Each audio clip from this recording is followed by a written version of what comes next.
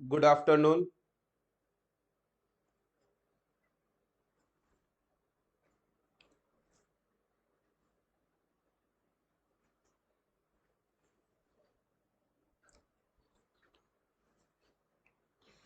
देखो, audio video ठीक आ रहा है मेरा कि कुछ गड़बड़ आ रहा है? ऑडियो वीडियो ठीक आ रहा है?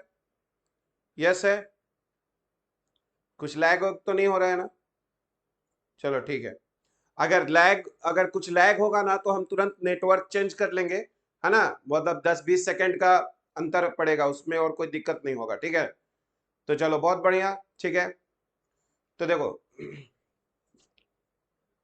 एक्चुअल में ना पिछला क्लास हम लोग नहीं ले पाए थे। तो एक्चुअल में क्या हुआ था कि जो पिछला क्लास जो था वो हम लोग का वेडनेसडे को था, और ट्यूसडे को थोड़ा मेरा एक छोटा एक्सीडेंट हो गया था। तो एक्चुअल में हल्का मेरे पैर में चोट था जिसके कारण हम खड़े नहीं हो पा रहे थे, ठीक है। डॉक्टर भी बोला थोड़ा रेस्ट लेने के लिए, इसलिए हम नहीं ले पाए, ठीक है। सॉरी फॉर दैट, है ना। पर आज हम ठीक है, तो हम लोग अपना क्लास कंटिन्यू करेंगे। एटॉमिक स्ट्रक्चर का जो हम लोगों का थर्ड लेक्चर है, ठीक है। तो पिछले 2 लेक्चर में तुम लोग देखे होंगे कि हम लोग क्वांटम नंबर्स के बारे में बात कर रहे थे। Ruchi, it's my first class where to ask doubts. तुम यहीं पे डाउट्स पूछ सकती हो, अभी जैसे लिखी ना, तुम यहीं पे डाउट्स पूछ सकती हो, और तुम्हारा चैट ऑप्शन भी हम ओपन कर देंगे। तुम चैट में भी जाके अपना डाउट्स पूछ सकते हो, ठीक है। पहले एक बार हम लोग को क्लास हो जाने दो, फिर तुम्हारा चैट सेक्शन ओपन हो जाएगा, ठीक है। तो देखो, हम लोग पिछले 2 क्लास में, है ना, क्वांटम नंबर्स के बारे में पढ़े। हम लोग देख लिए कि 4 क्वांटम नंबर्स है। प्रिंसिपल क्वांटम नंबर हो गया, अजीमुथल क्वांटम नंबर हो गया, मैग्नेटिक क्वांटम नंबर हो गया, ठीक है। और फोर्थ जो था वो हम लोगों का स्पिन क्वांटम नंबर था, ठीक है।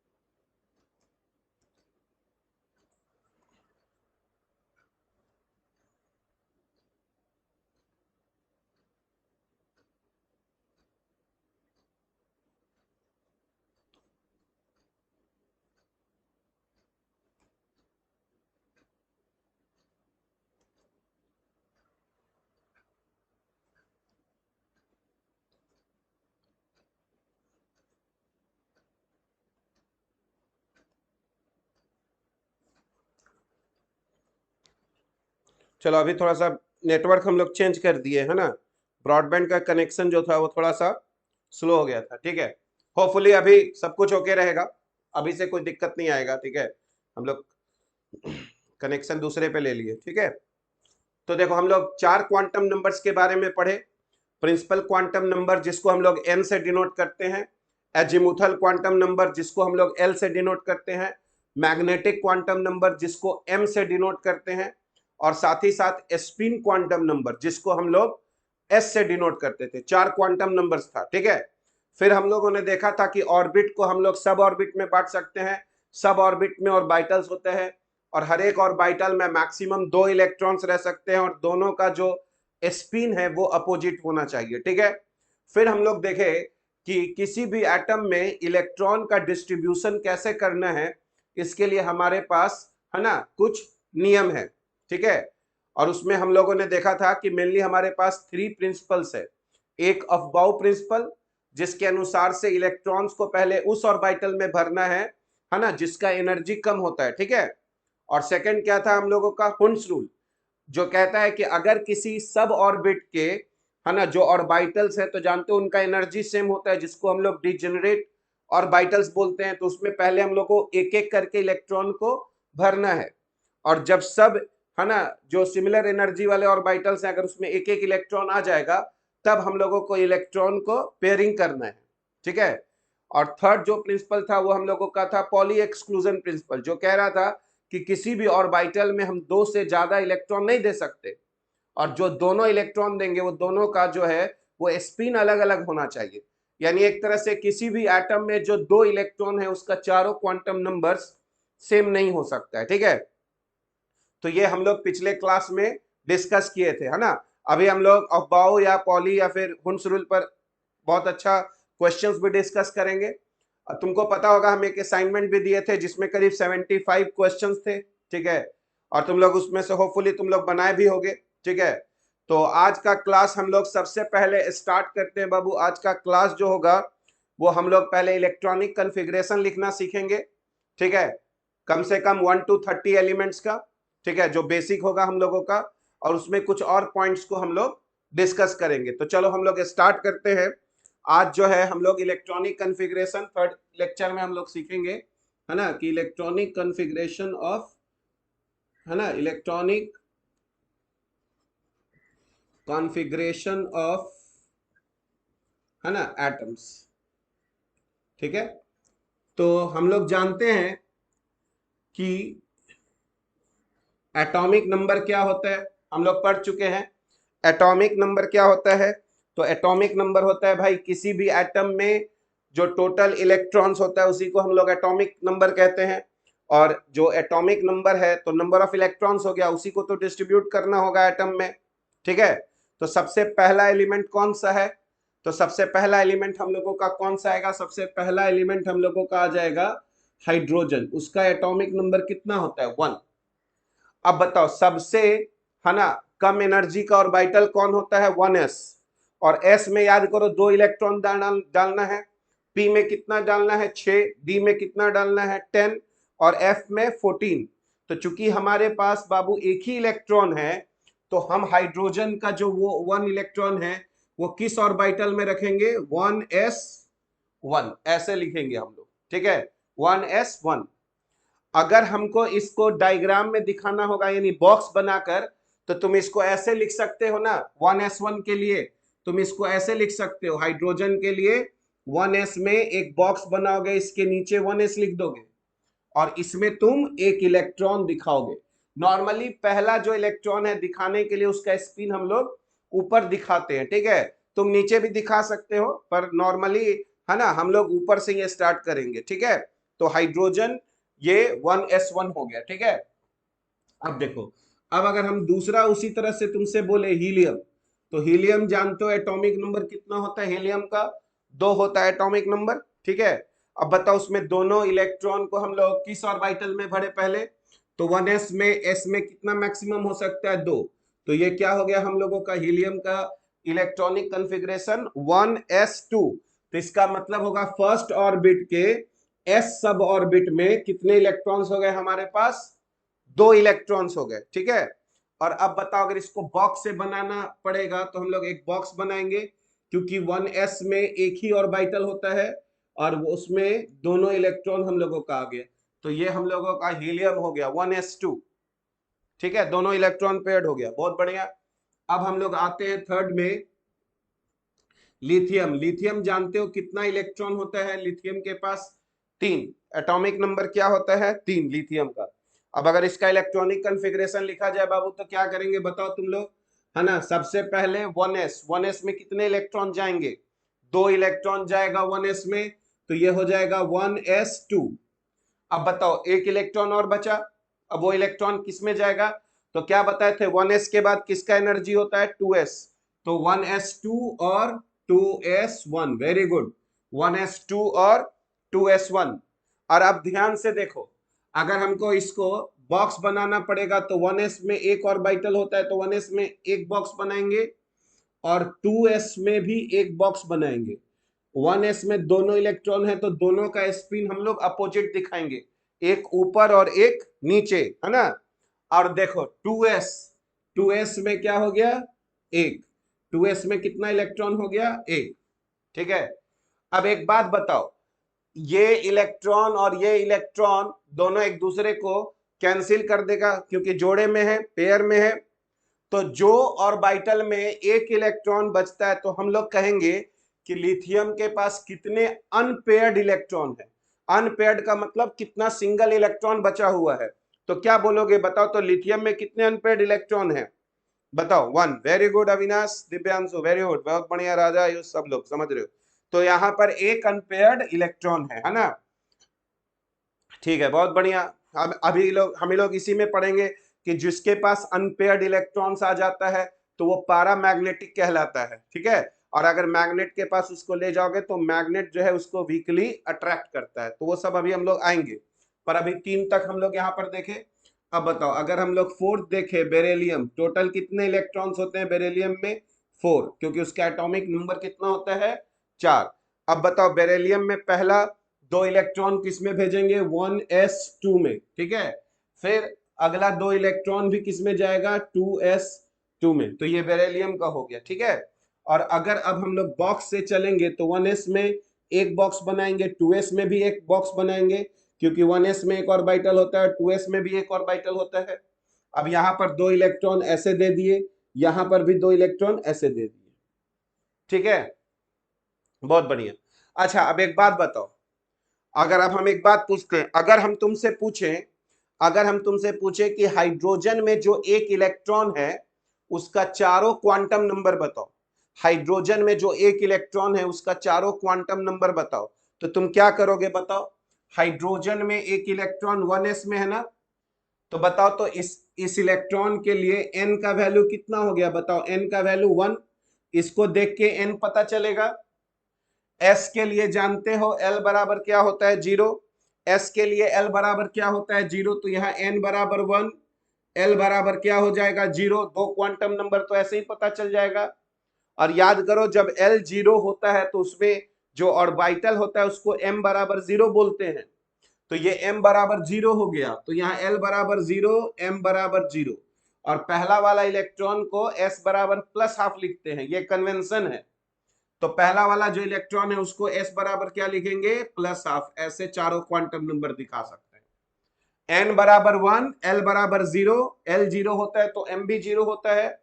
ठीक है, और पहला इलेक्ट्रॉन है तो s बराबर +½ ठीक है, वेरी गुड, बहुत बढ़िया। अच्छा, अब एक बात बताओ, तुम लोग अगर समझ रहे होगे तो बताओ तो बेरिलियम का जो लास्ट इलेक्ट्रॉन है, बेरिलियम का जो लास्ट इलेक्ट्रॉन है उसका 4 क्वांटम नंबर बताओ। बेरिलियम का जो लास्ट 4 है उसका क्वांटम नंबर बताओ, लास्ट इलेक्ट्रॉन का बताओ। n बराबर क्या लिखोगे? n बराबर बताओ लास्ट इलेक्ट्रॉन का चारों क्वांटम नंबर। n बराबर 2, बहुत बढ़िया। l बराबर बताओ, l बराबर लिखो, बाकी लोग लिखो l बराबर 0, बहुत बढ़िया। l 0 होता है तो m भी 0 हो गया। अब बताओ s बराबर क्या लिखोगे? +½ की -½ सेकेंड इलेक्ट्रॉन है तो s बराबर +½ की -½ फटाफट फटाफट, बहुत अच्छा श्रेयांश। s बराबर क्या हो गया बाबू? -½ ठीक है, वेरी गुड, समझ गए तुम लोग। तो इसी तरह से हम लोग किसी भी इलेक्ट्रॉन का एड्रेस बता सकते हैं। तो ये बेरिलियम 4 हो गया। अब बताओ, अगर मैं यहाँ पे कहूं, यहाँ पे बेरिलियम के बाद बोरॉन, बोरॉन के पास 5 इलेक्ट्रॉन है ना, एटॉमिक नंबर 5 होता है। अब इसका इलेक्ट्रॉनिक कन्फिग्रेशन लिखते हैं, बताओ क्या होगा? 1s2 2s2, 4 इलेक्ट्रॉन खत्म हो गया ना।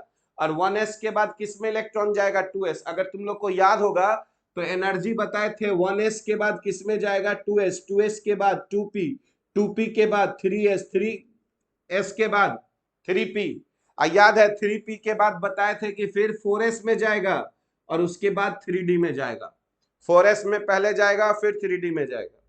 तो अब देखो, बोरॉन का 5 हो गया, 1s2 2s2, और 2s के बाद किस में जाएगा? 2p। तो 2p में तो 6 तक हो सकता है, पर मेरे पास एक ही इलेक्ट्रॉन है, तो 1s2 2s2 और 2p 1 हो गया। अब देखोगे, अगर हम लोग बॉक्स बनाकर दिखाएंगे तो ये 1s2 हो गया, उसके बाद ये 2s2 हो गया, ये 2s2 हो गया। और याद करो 2p में 3 ऑर्बिटल होता है, 2p में 3 ऑर्बिटल होता है। ठीक है, जहां पर इसको -1, इसको 0 और इसको +1 बोलते हैं, ये याद रखना। तो अगर हम एक इलेक्ट्रॉन बचा तो इसमें डाले, ठीक है, तो अब बताओ, अगर हम लोग को इस इलेक्ट्रॉन का चारों क्वांटम नंबर लिखना होता तो 2p से n बराबर 2 हो गया और l बराबर 1 हो गया, और n, लेकिन m का वैल्यू यहां पर क्या हो जाता, -1। m का वैल्यू क्या हो जाता बाबू, -1, और s का वैल्यू +½ हो जाता। समझ में आ गया ना बात। p स्टार्ट होगा -1, 0 और +1 से, ये चीज हम लोग पढ़ चुके हैं, है ना। तो हम लोग यहाँ पर क्या लिखते हैं, यहाँ पर 2p लिख देते हैं, ठीक है। तो 2p में एक इलेक्ट्रॉन हो गया, ठीक है। तो ये बोरॉन में हो गया हम लोगों का, ठीक है। अब देखो, अब अगर हम यहां पर कार्बन के लिए आए, कार्बन, कार्बन में कितने इलेक्ट्रॉन्स हो जाएंगे, 6। कार्बन में कितने हो जाएंगे, 6। तो इसको हम लोग कहेंगे 1s2, 2s2 और 2p2। 6, 1s2, 2s2 और 2p2, है ना। और इसको हम लोग कहते हैं ground state configuration. Ground state का मतलब होता है कि ये सब हम लोग इलेक्ट्रॉनिक कॉन्फ़िगरेशन तब लिख रहे हैं जब एटम के पास सबसे कम एनर्जी है, ठीक है। यानी जब जो वो अपना आइसोलेटेड स्टेट में जब रहता है अकेले, तो उस समय उसके पास सबसे कम एनर्जी रहता है, और उसी को हम लोग ग्राउंड स्टेट बोलते हैं। क्या बोलते हैं, ग्राउंड स्टेट। इलेक्ट्रॉनिक कॉन्फ़िगरेशन सबको बोलते हैं। तुम अगर एनर्जी दोगे तो इलेक्ट्रॉन एक ऑर्बिटल से जंप मार के दूसरे ऑर्बिटल में जा सकता है, तो उस समय उसको बोलते हैं एक्साइटेड स्टेट। उस समय उसको क्या बोलते हैं, एक्साइटेड स्टेट। लेकिन ये जो भी हम लोग अभी लिख रहे हैं वो क्या है, ग्राउंड स्टेट इलेक्ट्रॉनिक कॉन्फ़िगरेशन। कोई दिक्कत तो नहीं है, यस टाइप करो, सब कुछ समझ में आ रहा है, यस टाइप करोगे, यस टाइप करोगे बाबू, सब लोग समझ में आ रहा है, तुम लोग बैठे रहते हो, yes, very good. Ground state electronic configuration हम लोग अभी लिख रहे हैं, हाँ। तो अभी देखो, कार्बन में 1s2, 2s2, 2p है, तो देखो बॉक्स बनाएंगे तो 1s में एक बॉक्स, 2s में एक बॉक्स, और 2p में यहां पर हम लोग 3 बॉक्स बनाएंगे, ठीक है, 3 बॉक्स।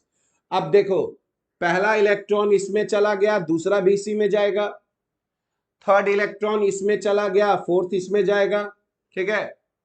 अब एक बात बताओ, अगला 2 इलेक्ट्रॉन है, हम ऐसे करके भर दें, ऐसे करके भर दें, हम सही भरे हैं, बताओ सही भरे हैं हम, दोनों इलेक्ट्रॉन को एक ही ऑर्बिटल में डाल दें, नहीं, नहीं डाल सकते, क्योंकि दोनों के बीच में रिपल्सन होने लगेगा, जिससे स्टेबिलिटी जो है वो कम हो जाएगा, है ना। या फिर तुम ऐसे भी कह सकते हो कि ये हुन्स रूल को वायलेट कर रहा है, ठीक है। तो यहां पर हम लोग को समझना है कि एक इलेक्ट्रॉन अगर ऐसे डाले तो अगला इलेक्ट्रॉन हम लोग ऐसे डालेंगे, ऐसे, है ना। याद करो, ये तीनों ऑर्बिटल का एनर्जी सेम है ना। ये तीनों ऑर्बिटल का एनर्जी क्या है, सेम है। इसी को डिजेनरेट ऑर्बिटल्स भी बोलते हैं। क्या बोलते हैं, डिजेनरेट ऑर्बिटल्स, ठीक है। तो तीनों का अगर एनर्जी सेम है तो पहले एक एक करके भरेंगे, ठीक है।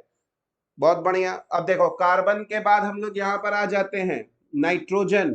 कितने इलेक्ट्रॉन्स होते हैं नाइट्रोजन के पास, 7।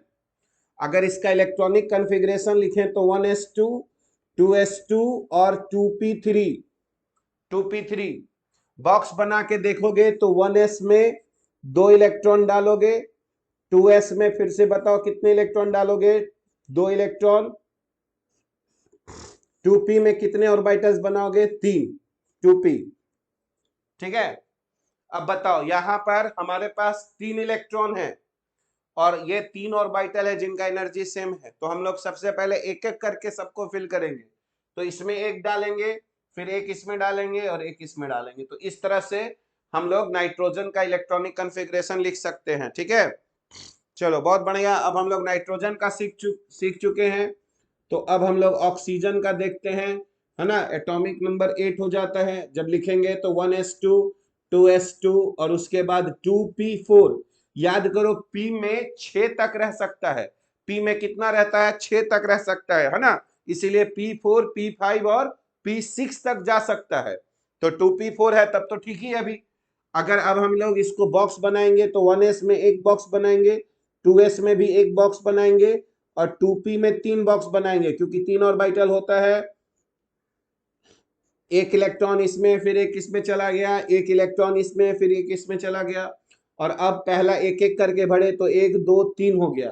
एक और बचा हुआ है, तो अब जाकर हम लोग यहाँ पर पेयरिंग करेंगे, तो ये 2p4 हो गया। ये हम लोगों का ऑक्सीजन का इलेक्ट्रॉनिक कॉन्फ़िगरेशन हो गया, 2 इन फर्स्ट, 1s2 2s2 और 2p4। ठीक है, अब अगर हम लोग यहाँ पर फ्लोरीन देखें तो फ्लोरीन का एटॉमिक नंबर 9 हो जाता है, यानी 1s2 2s2 और 2p5 हो जाएगा। 2p क्या हो जाएगा, 2p5 हो जाएगा। और अब बताओ 2p5, तो यहाँ पर पहले 1s में एक बॉक्स, 2s में भी एक बॉक्स और 2p में 3 बॉक्स बनाएंगे ऐसे करके। यहाँ पर 2 इलेक्ट्रॉन हो गया 1s में, 2s में भी 2 इलेक्ट्रॉन हो गया, और 2p5 पहले एक एक करके भरेंगे, 3 इलेक्ट्रॉन भर गया 2p में, अब 2 इलेक्ट्रॉन बचा, तो 2 इलेक्ट्रॉन हम लोग ऐसे भरेंगे। तो ये फ्लोरीन का सर 2s में सिर्फ एक बॉक्स ही क्यों है, क्यों है 2s में एक बॉक्स क्यों है, क्योंकि 2s में एक ही ऑर्बिटल होता है। पिछला क्लास की थी, हम बताए थे, है ना, s में एक ऑर्बिटल होता है, p में 3 ऑर्बिटल होता है, d में 5 ऑर्बिटल होता है, और f में 7 ऑर्बिटल होता है। तो जितना ऑर्बिटल होता है उतना हम लोग बॉक्स बनाते हैं। ठीक है, s में एक ही बॉक्स बनाएंगे क्योंकि उसमें 2 ही इलेक्ट्रॉन होता है। ठीक है, अब देखो यहाँ पर 10 नियन 10 होता है इसका एटॉमिक नंबर, 1s2 2s2 और देखो 2p6, 1s2 2s2 2p6। तो तुम देखो यहाँ पर 1s में 2 इलेक्ट्रॉन चला गया, 2s में फिर से बताओ क्या होगा, 2 इलेक्ट्रॉन चला जाएगा 2s में, 2p में पहले हम लोग 3 बॉक्स बना दिए, 3 बॉक्स बना दिए, 1 2 3 फिर 4 5 6, 2p में 6 इलेक्ट्रॉन हो गया। ये नियॉन एक इनर्ट गैस होता है जिसको हम लोग नोबेल गैस भी बोलते हैं। तो इसमें सारा इलेक्ट्रॉन क्या हो गया, पेयर्ड हो गया।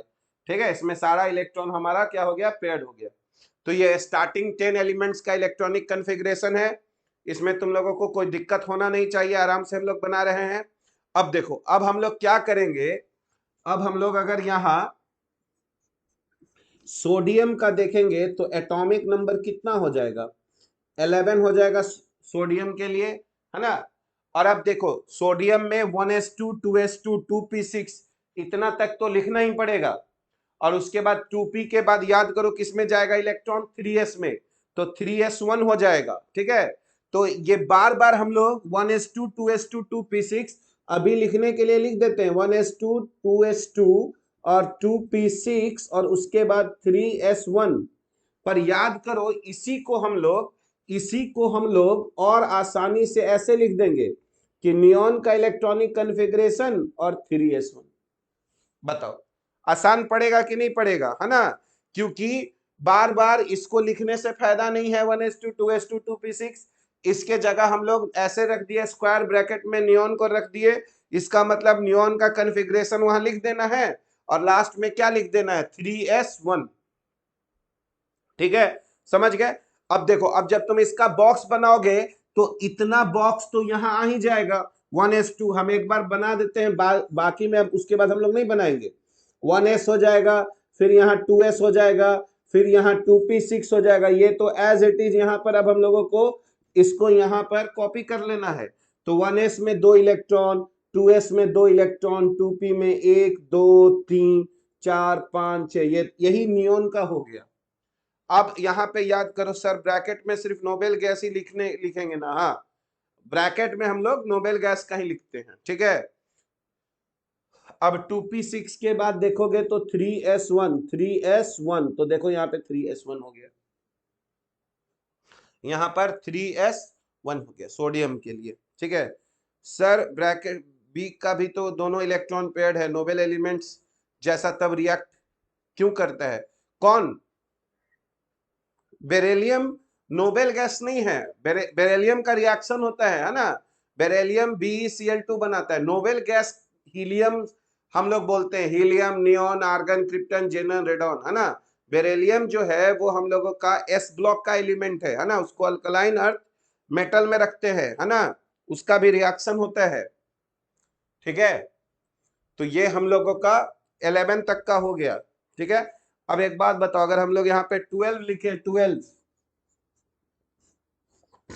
अभी हम लिखते हैं, समझे आशीष? बेरिलियम जो है वो इलेक्ट्रॉन पेयर्ड है ना, लेकिन इसके पास टोटल अभी कितना है? 2 और 2 4, है ना।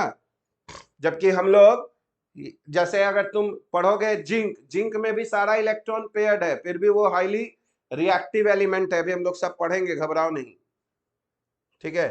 12 में मैग्नीशियम अगर हम लोग लिखते हैं Mg, तो बताओ टोटल कितने इलेक्ट्रॉन होंगे? 12। अब हम इसको ऐसे लिखेंगे, नियॉन का 10 हो जाएगा और उसके बाद 3s का 2 हो जाएगा, समझ गए? और अब हम इतना वाला बार बार अब नहीं लिखेंगे, इतना हम लोग समझ जाएंगे। अब सिर्फ हम लोग क्या करेंगे, 3s दिखाएंगे और 3s में हम लोग 2 इलेक्ट्रॉन दिखाई देंगे। 3s में कितना इलेक्ट्रॉन दिखा देंगे? 2, क्योंकि बाकी तो ये कैरी कर ही रहा है। समझ में आ गया होगा तुम लोगों को? अब बताओ, तो अगर हम लोग 13 यहां पर लिखें, एल्यूमिनियम का एटॉमिक नंबर 13 होता है, तो इसको कैसे लिखेंगे? नियॉन, यानी 1s2 2s2 2p6 ऐसे लिख दिए, और 3s2 के बाद क्या हो गया? 3p1 हो गया। 3s2 के बाद क्या हो गया? 3p1 हो गया।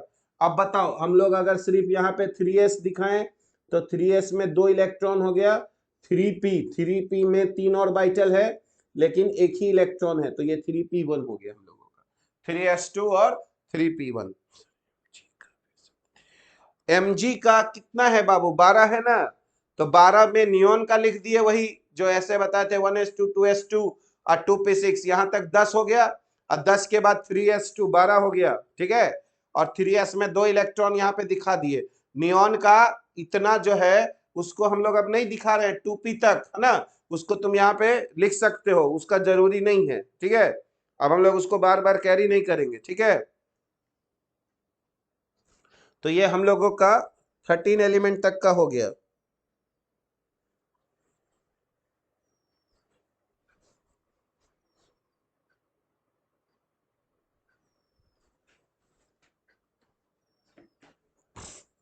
अब देखो,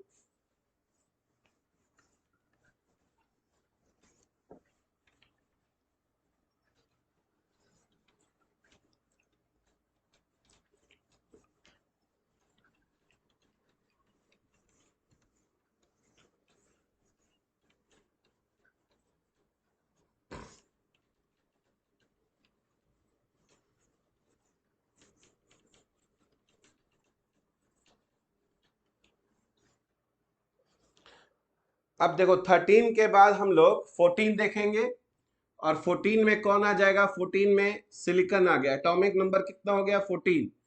और अगर तुम अब इसको अगर बनाओगे तो नियॉन का 10 हो जाएगा, और फिर 3s2 और उसके बाद 3p2, ठीक है। अब इसी में अगर तुम बॉक्स बनाना चाहो, तो यहीं पे हम बॉक्स बना के दिखा देते हैं। तो 3s का सिर्फ बॉक्स बना रहे हैं और 3p का बॉक्स बना रहे हैं, ठीक है। 3s और 3p, बाकी नियॉन तक का तो बॉक्स बनाने हम लोगों को आ ही गया है ना। तो 3s में 2 इलेक्ट्रॉन ऐसे चला गया, और 3p, तो 3p में भी हम लोगों का एक एक इलेक्ट्रॉन ऐसे चला गया, ठीक है। ये हम लोगों का सिलिकॉन हो गया। उसके बाद अगर देखोगे फास्फोरस 15, तो इसका अगर हम लोग लिखेंगे तो नियॉन, फिर 3s2 और उसके बाद 3p3, 3s2 और 3p3। और अगर हम लोग यहाँ पर बॉक्स बनाए, तो 3s में एक बॉक्स बना देंगे और 3p में 3 बॉक्स बना देंगे, ठीक है। 3s में एक बॉक्स बना देंगे और 3p में 3 बॉक्स बना देंगे। यहाँ पर 2 इलेक्ट्रॉन दिखा देंगे क्योंकि 3s2 है, और इसमें एक एक इलेक्ट्रॉन हमारा चला जाएगा। तो ये हमारा फास्फोरस का इलेक्ट्रॉनिक कॉन्फ़िगरेशन हो जाएगा, ठीक है। उसके बाद अगर देखो, तो फास्फोरस के बाद आता है सल्फर। सल्फर का एटॉमिक नंबर 16 हो गया। उसी तरह से नियॉन के लिए 10 लिख देंगे, और यहाँ 3s2 और 3s2 के बाद 3p4 हो जाएगा, ठीक है। और अगर हम लोग बॉक्स बनाना चाहें, तो 3s का एक बॉक्स बनाएंगे और 3p का 3 बॉक्स बनाएंगे। इसमें 2 इलेक्ट्रॉन दे दिए, और याद करो 3p में 4 इलेक्ट्रॉन देना है, तो 1 2 3 और यहाँ पर 1 4, ये 3p4 हो जाएगा, ठीक है। तो तुम लोग यहाँ पे समझ रहे होगे। तो अब हम लोग थोड़ा सा, है ना, क्लोरीन का देख लेते हैं। 17 हो जाएगा, तो ये हम लोगों का नियॉन का 10 तो हो ही जाएगा, फिर 3s2 और फिर 3p5 यहाँ पर हो जाएगा, ठीक है। और अगर बॉक्स में चलेंगे तो 3s में एक है ना, और 3p में हम लोग यहाँ पर 3 ऑर्बिटल बनाएंगे, 3p में 3 ऑर्बिटल बनाएंगे और ये 3s हो गया। 3s में कितना इलेक्ट्रॉन दिखा देंगे, 3s में 2 इलेक्ट्रॉन दिखा दिए, इसमें 1 2 3 4 और 5, ऐसे 5 इलेक्ट्रॉन हो जाएगा, ठीक है। तो देखो एक बार आईआईटी में पूछा था कि क्लोरीन का जो लास्ट इलेक्ट्रॉन है उसका 4 क्वांटम नंबर बताना है, ठीक है। तो इसके बाद हम लोग एक पहले क्वेश्चन पे आ जाते हैं। क्वेश्चन क्या है, find the 4 quantum find the 4 quantum numbers of the last electron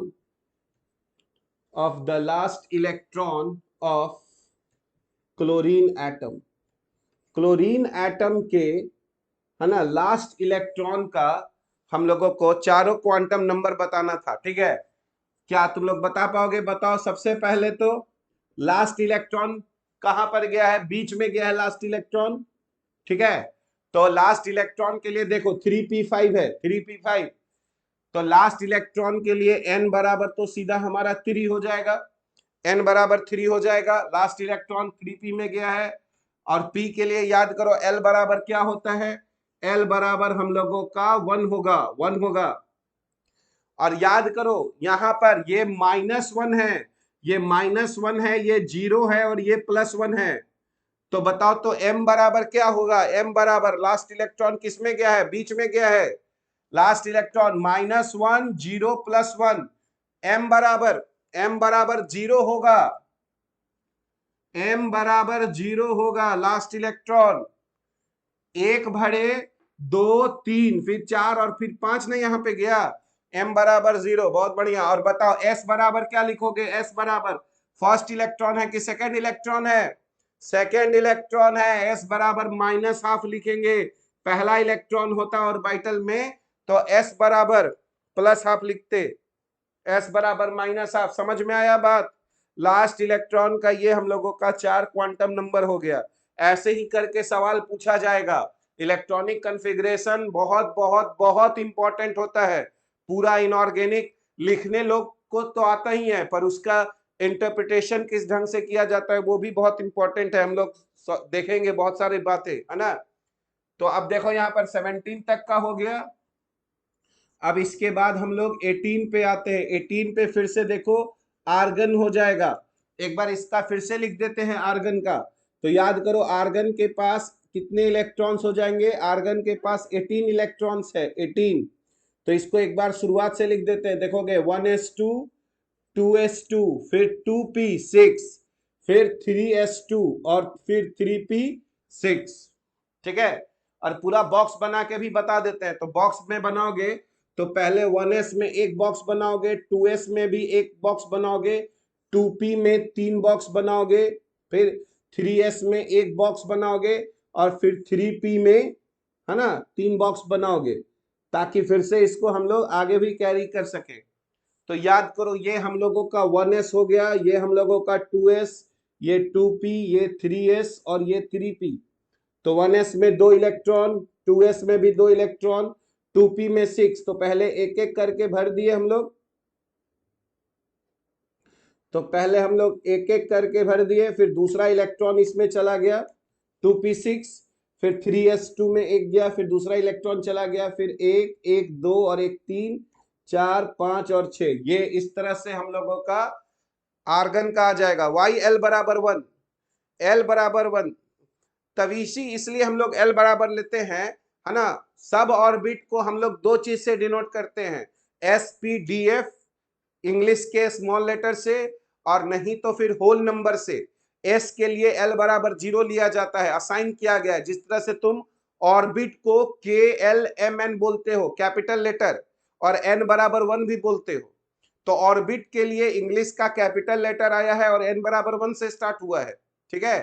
तो जब हम लोग सब ऑर्बिट पे आते हैं तो वहां sp-df बोला जाता है और वो l बराबर 0 से स्टार्ट होता है, यानी s के लिए l बराबर 0, p के लिए l बराबर 1, d के लिए l बराबर 2 और f के लिए l बराबर 3 होता है ना। लास्ट लेक्चर देखना है ना, हम लोग उसको उसका यूट्यूब पे भी लिंक दे दिए हैं, ठीक है।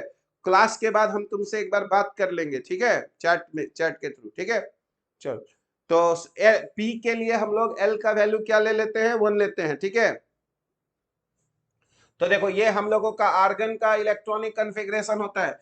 यहां तक तो हम लोग को एटॉमिक नंबर रफली सबको याद ही रहता है। अगर उसके बाद अब तुम याद करो तो पोटेशियम, पोटेशियम का एटॉमिक नंबर 19 होता है। अब देखो, अब हम लोग इसको ऐसे लिख देंगे, आर्गन यहां लिख देंगे, 18 तक का आ जाएगा। और उसके बाद देखो 3p के बाद याद रखना 3d में नहीं जाता है, किस में जाता है, 4s में जाता है, क्योंकि 4s का एनर्जी कम होता है। n+l रूल से हम लोग पढ़े थे, है ना। तो आर्गन के बाद क्या चला जाता है, 4s1, ठीक है। और अगर इसको सिर्फ अगर हम लोग बॉक्स से दिखाएं तो 4s यहां लिखेंगे और 4s1। अब बाकी आर्गन को अगर बॉक्स से दिखाना चाहते हो तो ये पूरा बॉक्स यहाँ 3p तक का हम लिखे हुए हैं यहां लिख देना, और उसके बाद 4x के एक बॉक्स बना दोगे। समझ गए मेरी बात। तो पोटेशियम का 19 होता है, इस तरह से हम लोग लिखेंगे, है ना, आर्गन और 4s1। और उसके बाद अगर देखोगे तो कैल्शियम, कैल्शियम का एटॉमिक नंबर 20 होता है।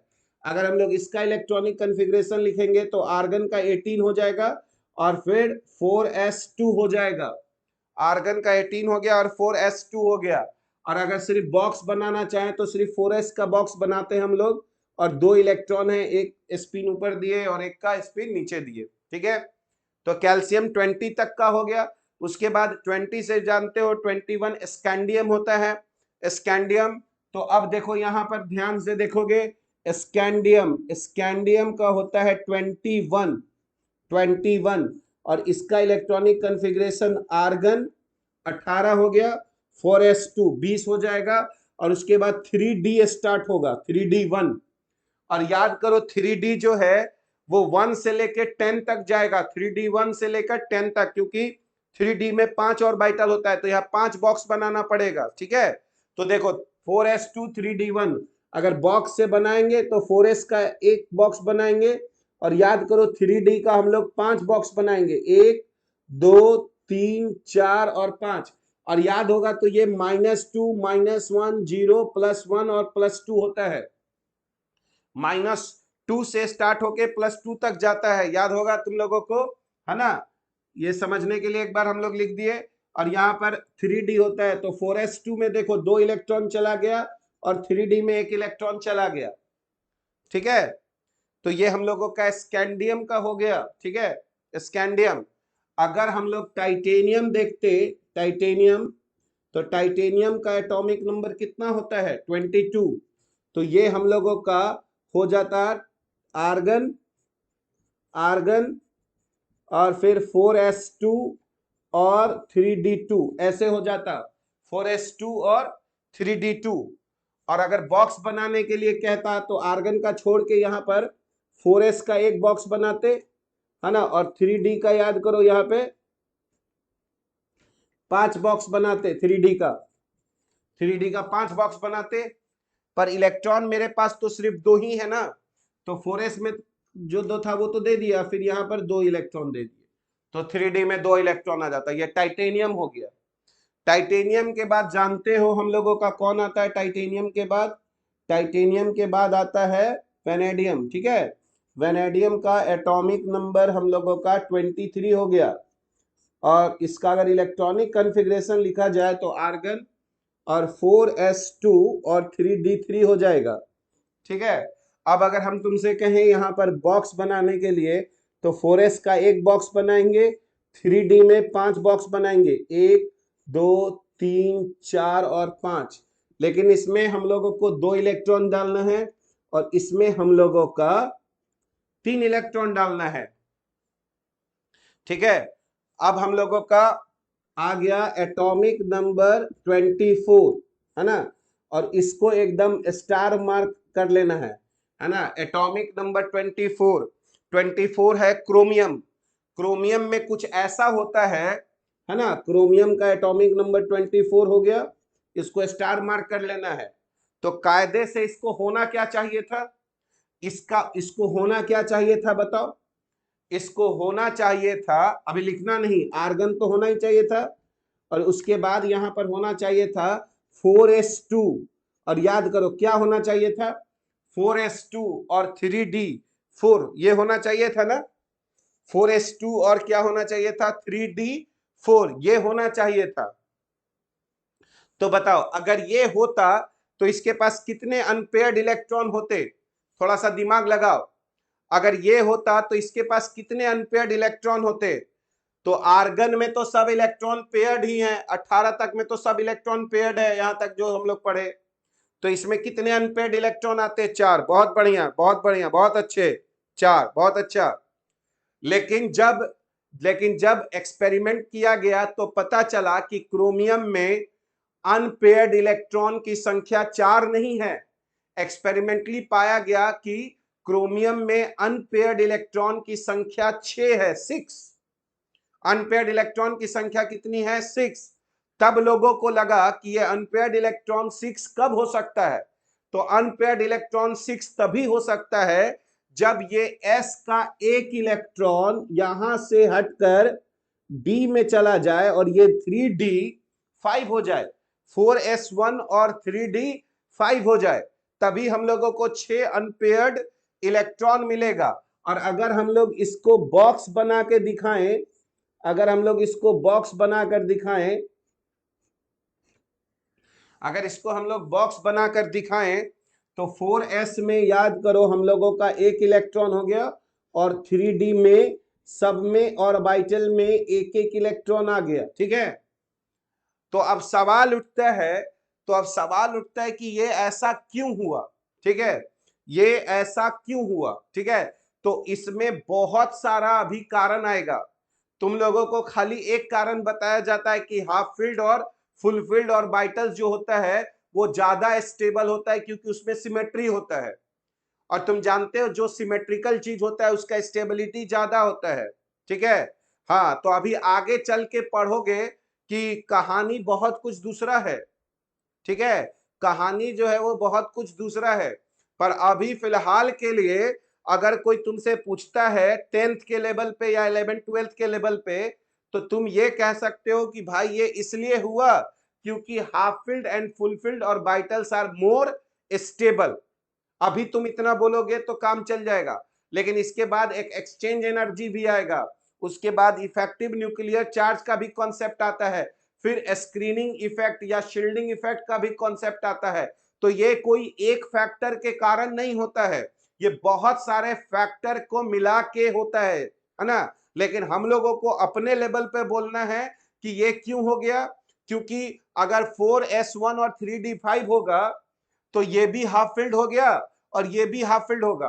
अगर ऐसे 4s2 और 3d4 होता तो सिर्फ s फुल फील्ड होता और d4 ना तो हाफ फील्ड होता ना तो फुल फील्ड होता। तो उसमें से एक फैक्टर खाली बताया जाता है, बस याद रखना एक फैक्टर है, पर इसमें बहुत सारा और फैक्टर है, और आज ही के क्लास में तुमको थोड़ा आइडिया होगा तो ये क्यों होता है। तो तुम एक बात बता सकते हो कि हाफ फील्ड एंड फुलफिल्ड, ठीक है, half filled and full filled orbitals are मोर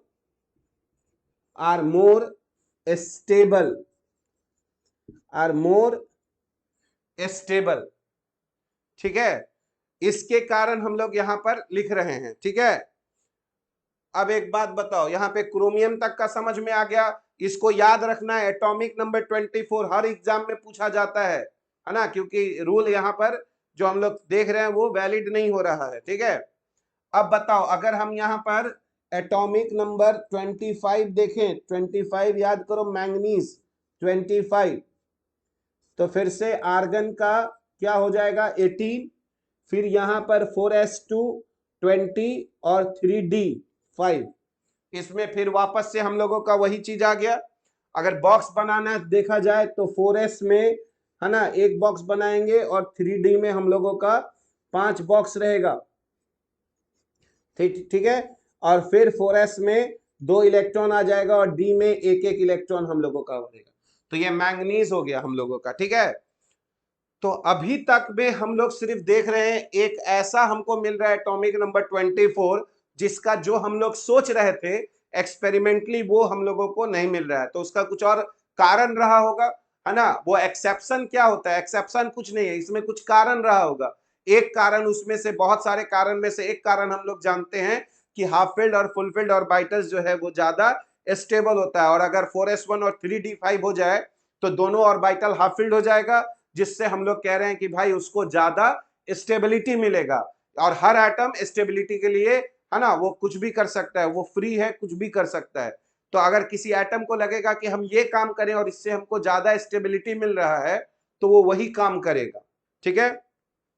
तो ये हम लोगों का 25 तक का हो गया।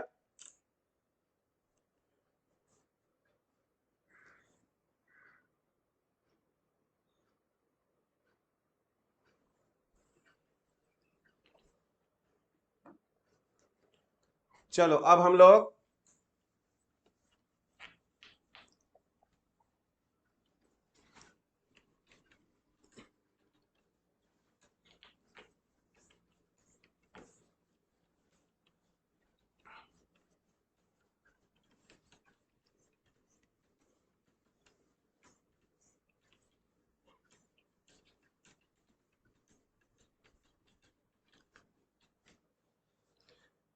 अब हम लोग 26 देखेंगे।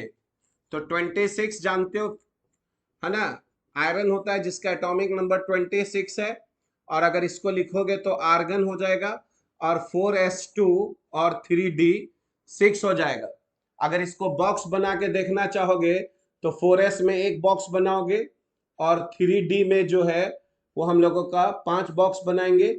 पहले एक एक करके इलेक्ट्रॉन्स को इसमें फिल करेंगे और फिर यहाँ पर। तो ये 3d6 हो गया और ये हम लोगों का 4s2 हो गया, ठीक है।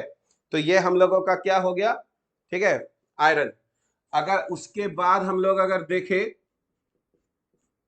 27, आयरन के बाद क्या होता है, कोबाल्ट। कोबाल्ट हो गया 27। 27 बताओ क्या है कन्फिग्रेशन होना चाहिए था, आर्गन 18, 4s2 20 और 3d7। 4s2 के बाद 3d7 हो जाएगा, ठीक है। और अब देखो अगर इसको बॉक्स बना के देखा जाए तो 4s में एक बॉक्स और 3d में हम लोगों के पास, है ना, 5 बॉक्स बनाना पड़ेगा। 4s में 2 इलेक्ट्रॉन, 1 2 3 4 5, ठीक है।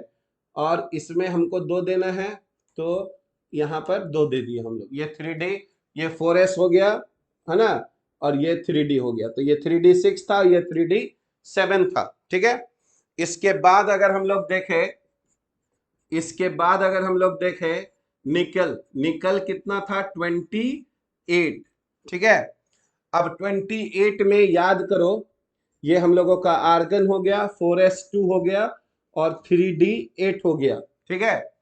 और अब अगर हम लोग यहाँ पर, है ना, बॉक्स बनाएंगे तो 4s का एक बॉक्स बनाना पड़ेगा और 3d का हम लोगों को 5 बॉक्स बनाना पड़ेगा, ठीक है। और इसमें तो 2 इलेक्ट्रॉन दे ही दिए, और इसमें 1 2 3 4 5 6 7 और 8, ये 3d8 हो गया, ठीक है। यहां तक तो कोई दिक्कत होना नहीं चाहिए। अब फिर से एक हम लोगों को इंपॉर्टेंट आ रहा है एटॉमिक नंबर 29। दो याद रखना है, 24 यहां पर कॉपर क्या हो गया 29। तो कायदे से क्या होना चाहिए था बताओ, आर्गन। और यहां होना चाहिए था, याद करो, 4s2 और 3d9। लेकिन फिर वो स्टेबिलिटी वाला जो बात है, इसमें से एक इलेक्ट्रॉन इसमें चला जाएगा तो ये भी हाफ फील्ड हो जाएगा और ये क्या हो जाएगा, फुल फील्ड हो गया। तो पाया गया कि ये क्या हो गया, 4s1 और 3d10, 29 का 4s1 और 3d10, एटॉमिक नंबर 24 और 29 एकदम दिमाग में बैठाए रखना है ना। तो अगर इसको हम लोग 4s देखें तो 4s में एक इलेक्ट्रॉन है, और अगर 3d अगर हम लोग देखें तो यहाँ हम लोगों का 5 ऑर्बिटल रहा, है ना। तो अब इसमें एक इलेक्ट्रॉन आ गया, और इसमें देखेंगे तो पहले तो एक एक करके गया 5, फिर 6, फिर 7, फिर 8, फिर 9 और फिर 10, ये 3D 10 हो गया। सर 4s2 तो फुलफिल होता तो तो फिर क्यों? तो 4s2 तो फुलफिल्ड होता लेकिन 3D9 नहीं होता ना, वहां पे 4s2 होता तो 3D9 होता है ना। तो अभी हम तुमको बोले ना, एक ही फैक्टर अभी हम लोग पढ़ रहे हैं, अभी बहुत सारा फैक्टर है, तो एक्सचेंज एनर्जी है जो डी में ज्यादा होता है। तो अभी समझना ये है कि अभी तो तुम सोचो कि ये होता है, अब ये क्यों होता है उसका भी खाली हम एक ही रीजन बताए हैं कि हाफ फील्ड और फुल फील्ड और बाइटल ज्यादा स्टेबल होता है। तो अगर 4s फुल फील्ड होता तो 3D तो ना तो हाफ फील्ड होता ना तो फुल फील्ड होता, है ना। लेकिन यहां पर 4s से एक इलेक्ट्रॉन अगर चला गया तो 4s भी हाफ फील्ड हो गया और 3D फुल फील्ड हो गया। तो यहां दोनों को स्टेबिलिटी मिल रहा है, ऐसा समझोगे सृष्टि। वहां से सिर्फ 4s को स्टेबिलिटी मिल रहा था, 3D को नहीं। समझ में बात आ रहा है? बोलो। अब एक बात बताओ, लास्ट बचा हम लोगों को 30 तक का भी पढ़ना है। तो 30 में जिंक के क्या हो गया 30। और अब एक बात बताओ, यहां पर आर्गन हो गया, 4s2 हो गया और 3D10, ठीक है। तो 4s में कितने इलेक्ट्रॉन्स हो गए? 2, है ना। 4s में 2 और 3D में 10। तो 1 2 3 4 और 5, 3D में 10, 1 2 3 4 5, फिर 6, फिर 7, फिर 8, फिर 9, फिर 10। ये हो गया हम लोगों का। अभी अभी हम सिर्फ ये बता रहे हैं कि ये हो रहा है ना। अब थोड़ा सा रियल कहानी शुरू होगा, ठीक है। अभी थोड़ा सा अब इत्मीनान से सुनना है मेरे बातों को और समझना है। पहले पहले तो 1 से लेके 30 तक याद रखना, दो जगह हमको प्रॉब्लम का सामना करना पड़ रहा है, एक एटॉमिक नंबर 24 में और एक एटॉमिक नंबर 29 में, ठीक है। ठीक है, अच्छा। अब एक बात बताओ, अभी हम जैसे जैसे बोलते जा रहे हैं तुम हमको बताना, अभी लिखना, अभी लिखना तो नहीं है, हम तो ऐसे ही पीडीएफ बना के देते हैं, तुम अभी समझोगे। सोचो कि ये न्यूक्लियस है, तो बताओ यहां पर मान लो ये 1s होगा, ऐसे ही समझने के लिए। यहां पर ये 1s है, यहां पर कौन है 2s, यहां पे कौन है 3s, यहां पे कौन है 3p। अब बताओ यहां पे कौन है और यहां पे कौन है, यहाँ 1 पे कौन है और 2 पे कौन है, 1 पे कौन है और 2 पे कौन है। अब देखो इत्मीनान से बहुत कुछ समझ में आएगा आज के क्लास में। अब अभी तक तो जो हो रहा था वो बता रहे थे, अब थोड़ा सा दिमाग लगाओगे। बताओ 1 पे कौन है 3D की 4s, 1 पे कौन है 3D की 4s, 1 पे 1s 2s 3s, 1s 2s, यहां पे 2s के बाद पहले तो 2p, 1s 2s 2p, फिर 3s और 3s के बाद 3p। अब यहां पर बताना है कि 1 पे और 2 पे क्या आएगा 3p, 1 पे क्या आएगा बताओ, 1 पे क्या आएगा। सब लोग लिखोगे, बहुत लोग चुपचाप बैठा रहता है। कोई इलेक्ट्रॉन सिस्टम से कोई मतलब नहीं है दिव्यांशु, हम बताए हैं ऑर्बिट हमेशा रहेगा, है ना। इलेक्ट्रॉन सिस्टम मतलब मल्टी इलेक्ट्रॉन सिस्टम, सही बात बोल रहे हो, मल्टी इलेक्ट्रॉन सिस्टम।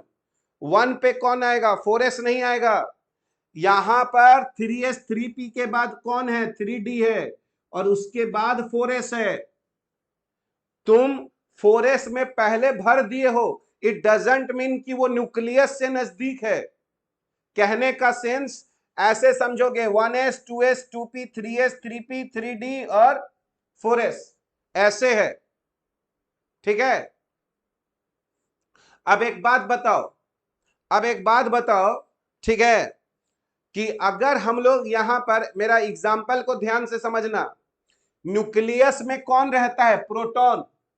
अगर हम लोग प्रोटॉन को, अगर हम लोग प्रोटॉन को, है ना, सेलिब्रिटी माने, प्रोटॉन को अगर हम लोग सेलिब्रिटी माने, न्यूक्लियस को अगर हम लोग स्टेज माने, और इलेक्ट्रॉन को अगर हम लोग, है ना, फैन या ऑडियंस माने, ठीक है। तो तुम लोग मेरा बात समझ रहे हो, हम लोग क्या किसको क्या मान रहे हैं, ठीक है। हम लोग किसको क्या मान रहे हैं, इलेक्ट्रॉन को क्या मान रहे हैं हम लोग, इलेक्ट्रॉन्स को मान रहे हैं कि वो दर्शक है, ऑडियंस है, ठीक है। प्रोटॉन्स को हम लोग क्या मान रहे हैं, प्रोटॉन्स को हम लोग मान रहे हैं कि भाई वो सेलिब्रिटी है, ठीक है। तो प्रोटॉन्स जो हो गया वो सेलिब्रिटी हो गया, न्यूक्लियस जो है वो स्टेज हो गया, और इलेक्ट्रॉन्स को हम लोग क्या मान रहे हैं? ऑडियंस। इलेक्ट्रॉन्स को हम लोग क्या मान रहे हैं? ऑडियंस, कि ये ऑडियंस हो गया।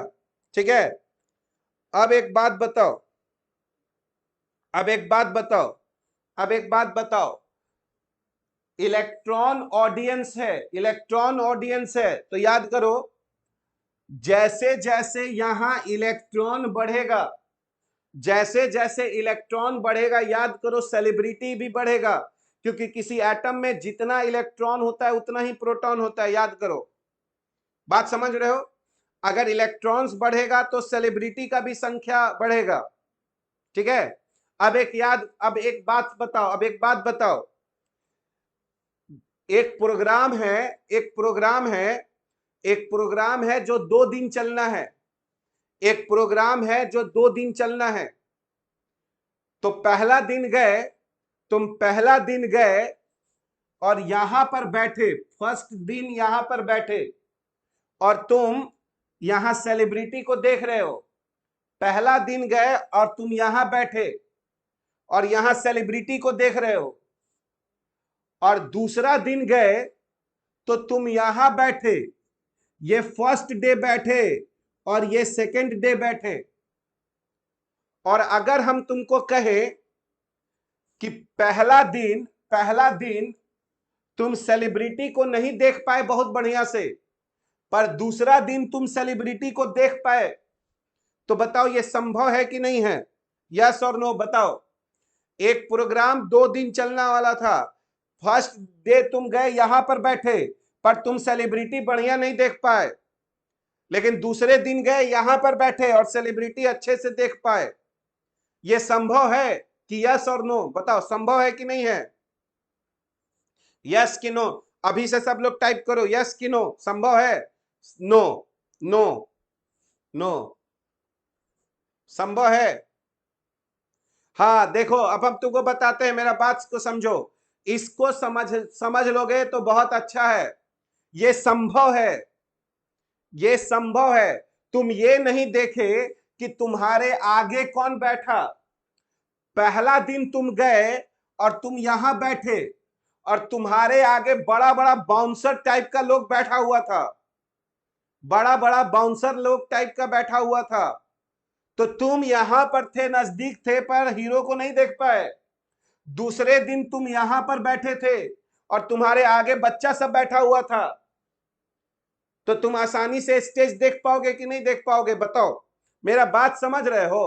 तुम थोड़ा सा पीछे हटे, फिर भी हो सकता है तुम ज्यादा बढ़िया स्टेज को देख रहे हो। तुमको देखना होगा कि मेरे आगे कौन बैठा हुआ है।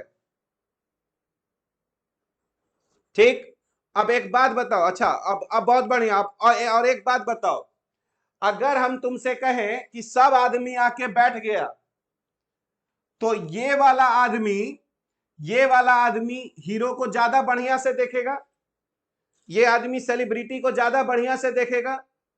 इसका मतलब है, इसका मतलब है कि अगर यहां पर 20 सेलिब्रिटी है, मान लो यहां पर 20 सेलिब्रिटी है, तो ये वाला 20 को देख पाएगा। पर बताओ जैसे जैसे आगे जाओगे वैसे वैसे क्या होगा? बताओ, जैसे जैसे आगे जाओगे सेलिब्रिटी 20 देख पाओगे कि उससे कम देखोगे? बताओ, बताओ, कम, कम देख पाओगे। क्यों कम देख रहे हो? क्योंकि तुम्हारे से आगे वाला तुमको घेर दे रहा है, शील्ड कर दिया है तुमको देखने से। हाँ, तो इसका मतलब समझो, इसका मतलब समझो कि किसी एटम में जब इलेक्ट्रॉन्स को तुम फिल करते हो, तो ये सब ये जो इलेक्ट्रॉन्स है उसको पूरा न्यूक्लियस का अट्रैक्शन नहीं मिलता है, क्योंकि आगे वाला इलेक्ट्रॉन उसको घेर रहा है। जैसे जैसे तुम आगे जाओगे वैसे वैसे, है ना, न्यूक्लियस में तुमको प्रोटॉन की संख्या कम दिखाई देगा। इसी को बोलते हैं इफेक्टिव न्यूक्लियर चार्ज। मान लो यहां 20 प्रोटॉन है और तुम यहां हो और तुमको 20 नहीं दिखाई दे रहा है, अभी 12 प्रोटॉन दिखाई दे रहा है, तो तुम कहोगे कि यार मेरे लिए इफेक्टिव न्यूक्लियर चार्ज 12 ही है, 20 नहीं है। यानी जब इलेक्ट्रॉन्स को फिल होते हो, इलेक्ट्रॉन्स को जब भरते हो, तो हर इलेक्ट्रॉन्स को दूसरे वाले इलेक्ट्रॉन से प्रॉब्लम होगा। यानी अगर कोई तुमसे आगे बैठा हुआ है तो वो व्यू को रोकेगा तुमको आने तक, तुम अच्छा व्यू नहीं कर पाओगे। इसी को शील्डिंग बोलते हैं। अब ये कैसे हम कह सकते हैं कि सबसे लास्ट वाला को अच्छा नहीं दिख रहा है? हो सकता है इसका इसका वाला सीढ़ी जैसे तुम देखे होगे तो तुम्हारा स्लोपिंग बना रहता है ना, स्लोपिंग बना रहता है, तो हो सकता है इसको भी कुछ दिख रहा होगा। ऐसा तुम थोड़े कह सकते हो कि उसको एकदम नहीं दिख रहा होगा।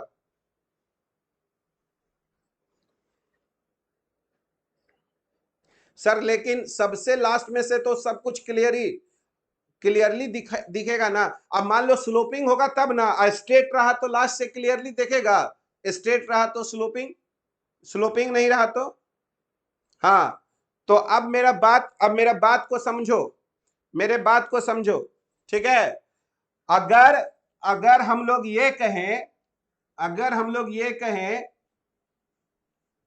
तो देखो हम तुमको क्या बताना चाह रहे हैं, हम तुमको क्या बताना चाह रहे हैं कि जैसे जैसे तुम न्यूक्लियस से दूर जाते हो, जो इलेक्ट्रॉन्स होते हैं उनको उतना पॉजिटिव चार्ज का अट्रैक्शन अपनी तरफ वो खींच नहीं पाते हैं, अट्रैक्शन कम होते जाता है। तो वो जितना प्रोटॉन को देख पाएंगे उसी को हम लोग इफेक्टिव न्यूक्लियर चार्ज बोलेंगे। हाँ, प्रोबेबिलिटी अभी उतना नहीं जाएंगे शिवम, अभी थोड़ा सा हम एक चीज तुमको समझाने की कोशिश कर रहे हैं। तुम हमको बताओ किस ऑर्बिटल का एनर्जी ज्यादा होता है और किसका कम होता है 4s और 3d में? बताओ किस ऑर्बिटल का एनर्जी ज्यादा होता है, 4s का कि 3d का? ठीक है, किसका एनर्जी ज्यादा होता है? 3d का एनर्जी ज्यादा होता है और 4s का कम। बहुत बढ़िया। अब हमको एक बात बताओ, हमको एक बात बताओ, जिंक में से जिंक में से हमको 2 इलेक्ट्रॉन निकालना है, जिंक में से 2 इलेक्ट्रॉन निकालना है, कहां से निकालेंगे? 4s से निकालेंगे कि 3d से निकालेंगे? बताओ कहां से 2 इलेक्ट्रॉन निकाले, 4s से कि 3d से? बताओ।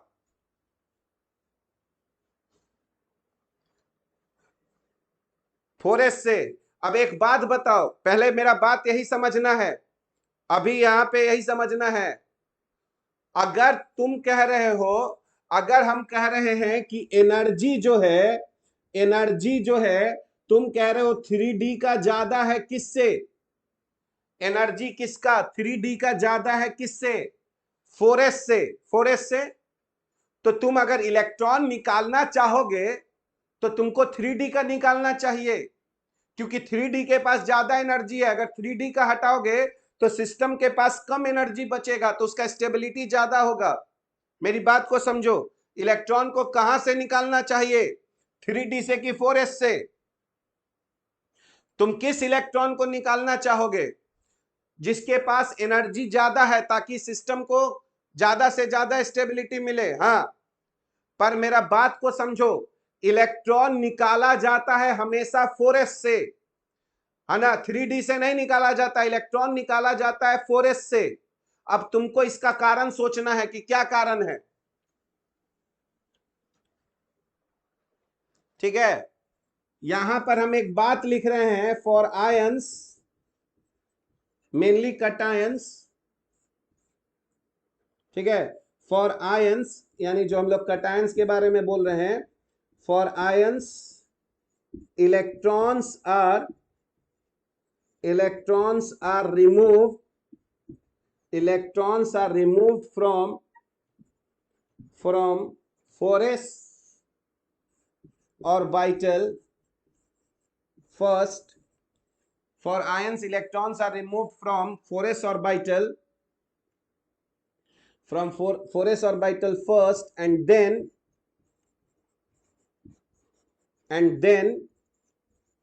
3d orbital. हम लोग पहले, नहीं नहीं नहीं बाबू, नहीं बाबू, अभी हम तुमको अभी एक कारण अभी हम तुमको एक तरीका बता रहे हैं। देखो अभी मेरा बात को समझो, इतना आसान नहीं है ये जो सब। जब बता रहे हैं, समझो, जो लोग 12th पास होते हैं ना, उनसे भी हम ये पूछते हैं तो वो हमको एक ही आंसर देते हैं। वो हम देते हैं, वो बोलते हैं कि सर हम लोग 4s ऑर्बिटल से इसलिए निकालते हैं क्योंकि 4s बाहर रहता है और 3d अंदर रहता है, तो जो बाहर है वहां से हटाना आसान है। समझे? लेकिन याद करो, 4s ऑर्बिटल के पास तो हम कह रहे हैं कम एनर्जी है और 3d ऑर्बिटल के पास ज्यादा एनर्जी है, तो हमको हटाना 3d से चाहिए, 4s से क्यों कर रहे हैं? तो एक बात बताओ, हम तुमको अभी एक एग्जांपल देते हैं, तुम हमको समझाना। देखो, ये न्यूक्लियस था, यहां 1s, यहां 2s, यहां 3s, यहां 3p, यहां 3d, यहां 2s 2p, 2s 2p, 3s 3p, यहां 3d, और यहां क्या रहा? 4s। अब एक बात बताओ, इसमें आके दर्शक बैठ गया, इसमें भी बैठ गया, इसमें भी बैठ गया, इसमें भी बैठ गया, इसमें भी बैठ गया, और अब देखो, अब दो दोस्त आ रहा है, दो दोस्त आया और अब वो इस ऑडिटोरियम में बैठना चाह रहा है। तो वो दोनों दोस्त क्या कहा कि यार यहां पे क्यों बैठे, यहां पे बैठेंगे जो बात करेंगे तो ये सब आदमी सुनेगा। तो वो क्या किया, वो दोनों दोस्त इसको छोड़ दिया और यहां आके बैठ गया, क्योंकि उसको यहां पर बैठना आसान लग रहा था। यहां से इसको देखने में भी कोई दिक्कत नहीं आएगा, बहुत दूर जाएगा तो देखने में भी दिक्कत आएगा, तो यहां आके बैठा। वो सोचा कि यहां से देखने में भी दिक्कत नहीं है और यहां पे हम बात करेंगे तो ये सुन भी नहीं पाएगा, तो आराम से हम लोग अपना जो भी बात करना चाहें वो हम लोग बात कर सकते हैं। अब एक बात बताओ, अभी तो ये दोनों बहुत खुश है, बात भी कर रहा है और यहां सेलिब्रिटी को भी देख रहा है। और अब एक बात बताओ, जैसे जैसे यहां दर्शक सब बढ़ेगा, जैसे जैसे यहां जो दर्शक बढ़ेगा, अब इसका मजा किरकिरा होना शुरू हो जाएगा। बताओ इसको मजा अब कम क्यों मिलेगा? क्योंकि अब जैसे जैसे यहां पे दर्शक बढ़ेगा, इसको जो है ये न्यूक्लियस यानी जो सेलिब्रिटी है वो अब दिखाई देना कम होगा, क्योंकि ये सब उसको क्या करना शुरू कर रहा है? शील्डिंग करना शुरू कर रहा है, घेरना शुरू कर रहा है। मेरा बात को समझ रहे हो? यानी जब आदमी सब बैठ रहा था तो उस समय 4s में बैठना आसान था, लेकिन याद करो जब आदमी 3D में भी आ गया तो अब बताओ अब क्या होगा? अब किसका अट्रैक्शन ज्यादा है न्यूक्लियस के पास? बताओ किसका अट्रैक्शन ज्यादा है न्यूक्लियस के पास? 3D ज्यादा अट्रैक्ट होगा कि 4s? हाँ, 3D ज्यादा अट्रैक्शन हो गया। और याद करो अट्रैक्शन से एनर्जी घट जाता है, इसका मतलब है कि जब इलेक्ट्रॉन्स भर जाता है तो 3D का एनर्जी कम और 4s का एनर्जी ज्यादा हो जाता है। ये बहुत इंपॉर्टेंट पॉइंट है। देखो हम तुमको बताते हैं, ये क्वेश्चन हम लोगों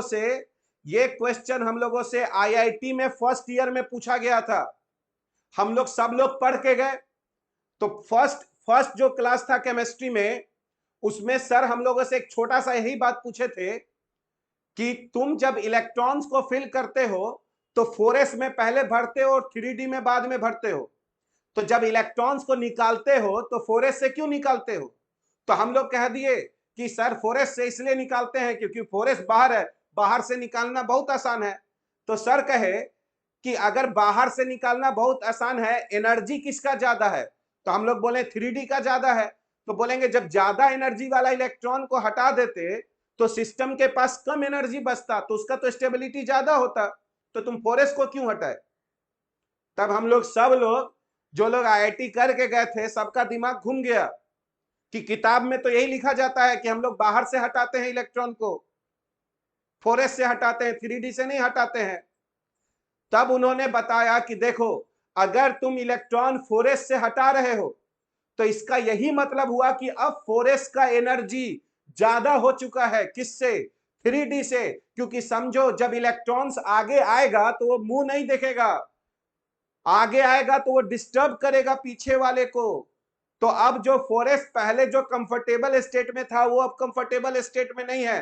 पता नहीं मेरा बात तुम लोग समझ रहे हो कि नहीं समझ रहे हो।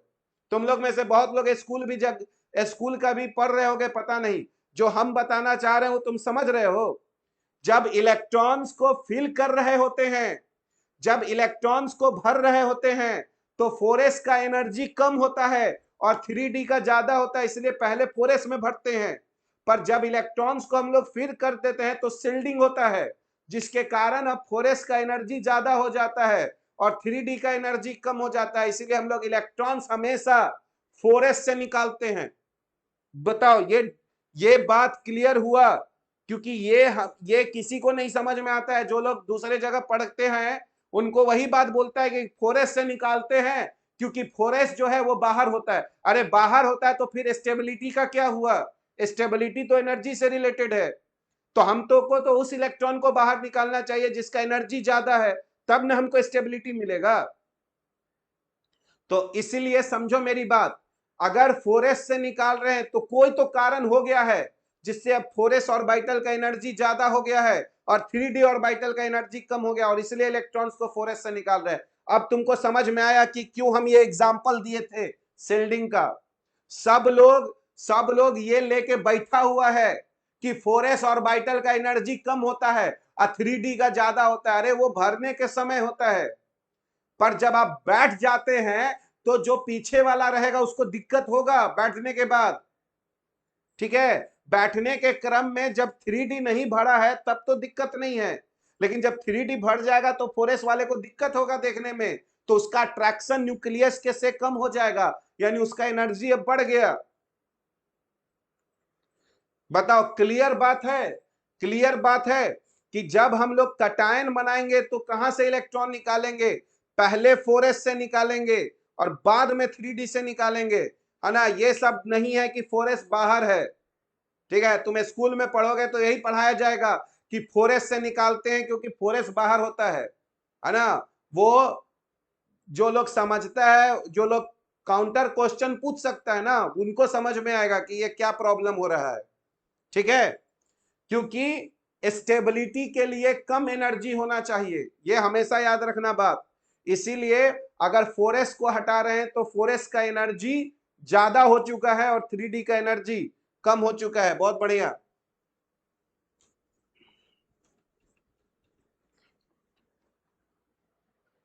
अब लॉजिक तो हम नहीं लिखेंगे, लॉजिक हम तुमको समझाए हैं। एग्जाम में क्या बता, एग्जाम वाला जो तुमसे एग्जाम लेता है वो ज्यादा चतुर आदमी है, वो ये सब बात जानता है। ऐसा थोड़े बात है कि हम अपना घर से निकाल दिए हैं।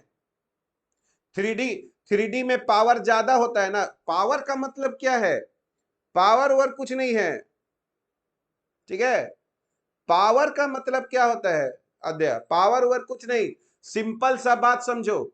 जब तुम इलेक्ट्रॉन्स को फिल कर रहे हो, भर रहे हो, तो 4s का एनर्जी कम है और 3d का एनर्जी ज्यादा है, इसीलिए हम इलेक्ट्रॉन को पहले 4s में भरते हैं बाद में 3d में भरते हैं। और जब इलेक्ट्रॉन्स को हम लोग फिल कर लेते हैं तो अंदर वाला इलेक्ट्रॉन शिल्डिंग करता है, जिसके कारण 4s का एनर्जी बढ़ जाता है और 3d का एनर्जी घट जाता है। और इसीलिए हम लोग इलेक्ट्रॉन्स वहीं से निकालते हैं जहां एनर्जी ज्यादा होता है। बस इतना बात समझना है। क्लियर?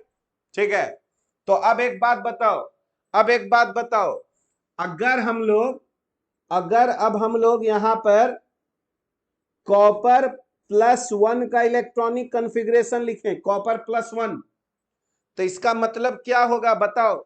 यहां से कितना इलेक्ट्रॉन हटाना पड़ेगा? कॉपर में से कितना इलेक्ट्रॉन हटाना पड़ेगा? एक।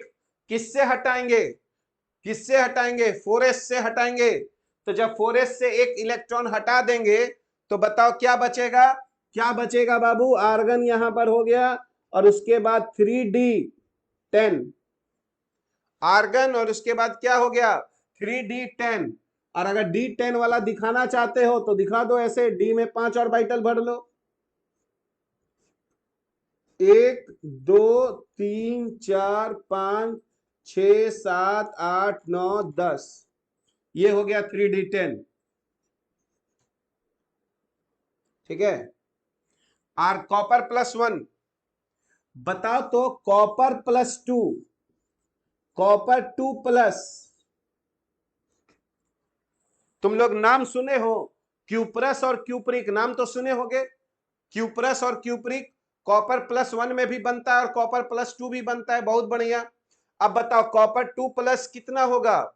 आर्गन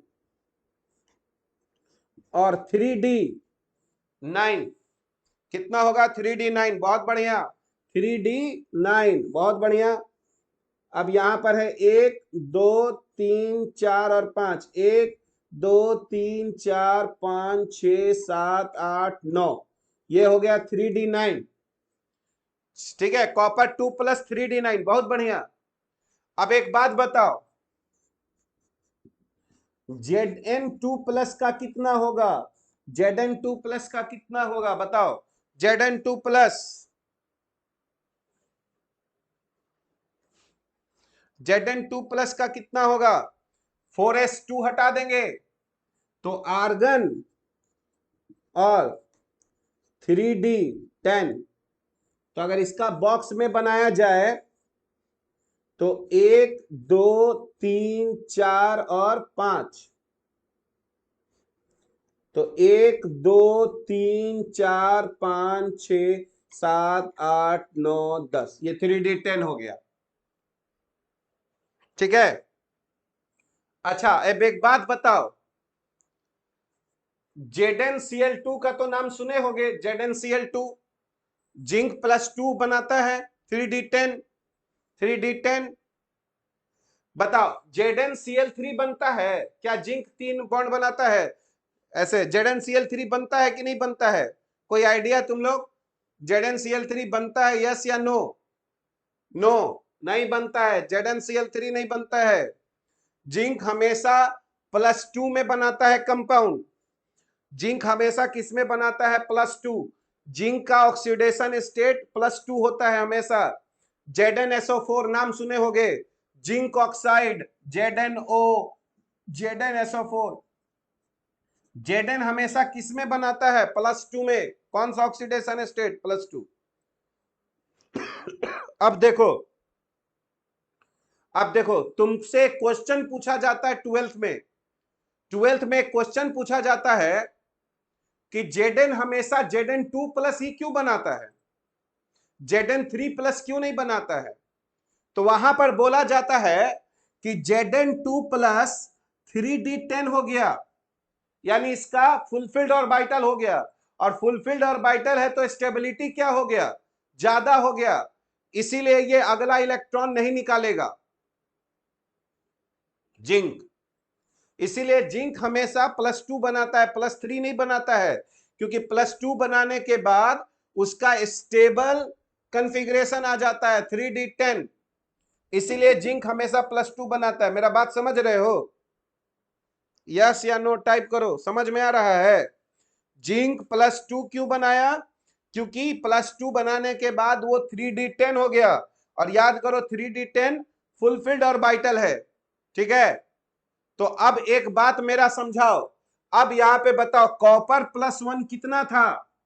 कॉपर +1 कितना था? यही यही बात हम भी पूछ रहे हैं, यही बात हम भी पूछ रहे हैं सृष्टि। अब हम यही बात पूछना चाह रहे हैं, सब लोग यही बात तो हम तुमसे पूछना चाह रहे हैं कि जो तुम लोग सब लोग बोल रहे थे कि हाफ फील्ड और फुल फील्ड ऑर्बिटल है तो स्टेबल है, तो कॉपर +1 भी तो 3d10 है, कॉपर +1 भी तो 3d10 है, लेकिन कॉपर 2+ क्यों बना और इसमें कॉपर 3+ फिर नहीं बन पाता है? कहने का सेंस, कॉपर 3d10, कॉपर +1 का 3d10, लेकिन वो एक इलेक्ट्रॉन निकाल के कॉपर 2+ बना। लेकिन जिंक में हम कहते हैं कि नहीं भाई फुलफिल्ड ऑर्बिटल है, तो कोई ना कोई तो गड़बड़ हो रहा है ना मेरी बात। इसीलिए हम तुमको खाली बताए थे कि ऐसा नहीं समझना है कि खाली D5 और D10 रहेगा तो ही स्टेबिलिटी है। कुछ समझ में आ रहा है हम क्या बताना चाह रहे हैं? पहले, अरे वेरिएबल वैलेंसी वो तो उसी के कारण है आशीष, वो नहीं बाबू। तो वेरिएबल वैलेंसी वो वाला बात नहीं है, पहले मेरा बात को समझो। हम जो बात बोलना चाह रहे हैं पहले मेरा बात समझो। Zn2 प्लस 3d10 है, लॉ ऑफ ऑक्टेव्स नहीं, वो सब कुछ नहीं है, वो सब कुछ नहीं है। तुम लोग मेरा बात समझो, जो तुमको अभी हम पढ़ा रहे हैं ना, ये बहुत इंपॉर्टेंट है ना। ये थोड़ा वही लोग पढ़ाएगा ना जो थोड़ा हायर एजुकेशन लेके आया है, जिसको समझ में आता है बात को। तो थोड़ा सा सुनना पड़ेगा, समझना पड़ेगा। Octet rule, law of octaves सब कुछ नहीं है। तुम लोग मेरा बात समझो। हम जो बताना चाह रहे थे अभी, क्या हम बात बोले थे कि क्रोमियम में Q4S1 और D5 हो गया था, तो हम लोग कह रहे थे कि हाफ फील्ड और फुल फील्ड। और हम बता रहे हैं कि बहुत सारा फैक्टर है, शिल्डिंग भी होता है, इफेक्टिव न्यूक्लियर चार्ज भी होता है। अब एक बात बताओ, अब एक बात बताओ, कॉपर में कितने प्रोटॉन्स थे? कॉपर में कितने प्रोटॉन्स होते हैं? 29 प्रोटॉन्स। अब बताओ तो जिंक में कितने प्रोटॉन्स होते हैं? 30 प्रोटॉन। 30 प्रोटॉन है। बताओ तो बढ़ा एक प्रोटॉन ज्यादा है कि नहीं? जिंक में एक प्रोटॉन ज्यादा है ना। तो प्रोटॉन ज्यादा होगा तो क्या करेगा? वो इलेक्ट्रॉन को अपनी ओर अट्रैक्ट करेगा कि नहीं करेगा? करेगा, अट्रैक्ट, है ना। और आगे चल के पढ़ोगे कि जो डी में इलेक्ट्रॉन्स होता है वो छोटा साइज का होता है, यानी वो ज्यादा शिल्डिंग नहीं करता है। तो कॉपर में 29 प्रोटॉन्स हैं और जिंक में 30 प्रोटॉन्स है। एक प्रोटॉन बढ़ने के कारण क्या हुआ कि जिंक का जो D10 था वो स्टेबल हो गया, क्योंकि जिंक D10 से D9 नहीं हो पाया, क्योंकि उसको होने के लिए ज्यादा एनर्जी देना पड़ेगा इलेक्ट्रॉन को निकालने के लिए। लेकिन कॉपर में D10 था, लेकिन फिर भी हम इलेक्ट्रॉन को निकाल पाए, क्योंकि प्रोटॉन की संख्या कम है, अट्रैक्शन कम है जिंक की कंपैरिजन में, इसीलिए कॉपर D10 से D9 हो गया। लेकिन जिंक D10 से D9 नहीं हो पाया, क्योंकि वह इफेक्टिव न्यूक्लियर चार्ज जिंक में ज्यादा है और कॉपर में कम है। तो खाली D5 और D10 स्टेबल होता है, यही एक रीजन नहीं है, बहुत सारा और रीजन है। पता नहीं तुम लोग मेरा बात समझ रहे हो कि नहीं समझ रहे हो, ठीक है? क्योंकि हम तुमको देख नहीं सकते, तो तुम्हारा फेशियल एक्सप्रेशन क्या है पता नहीं हमको, है ना। तुम लोग मेरा बात समझ रहे हो? हाँ, खाली खाली D5 और D10 स्टेबल होता है ये नहीं है, हर D5 और हर D10 स्टेबल होता है ऐसा कुछ नहीं है। कहीं कहीं D4 भी स्टेबल होगा।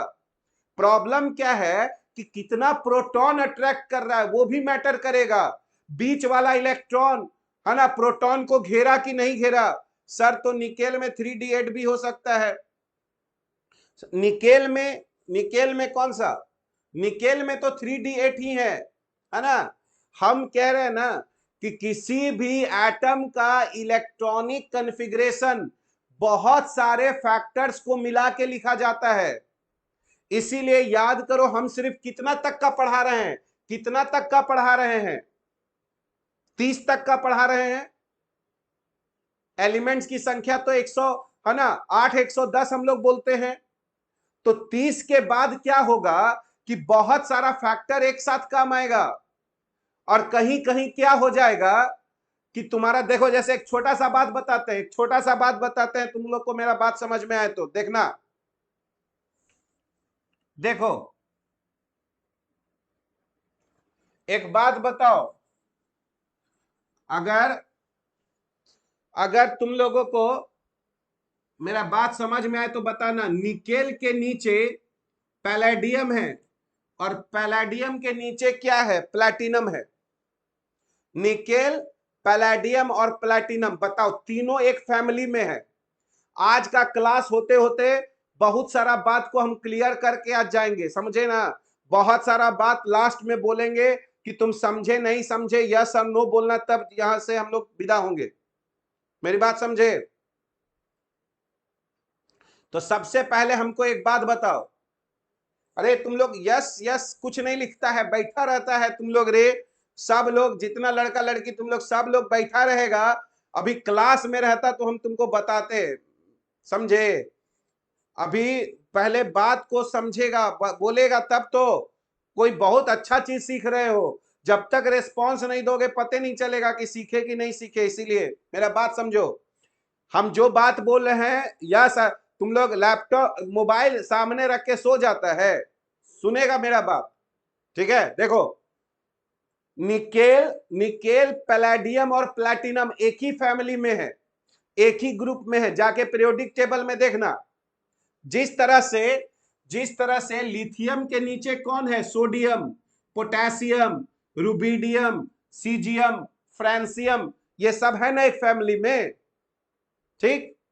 तो तुम कहोगे कि लिथियम का होता है 1s1, 1s1, तो सोडियम का फिर हो जाएगा, ये लिथियम का हो जाता है 1s2, 2s2, तो लिथियम का 2s1 हो जाएगा, हाइड्रोजन का 1s1 हो जाएगा।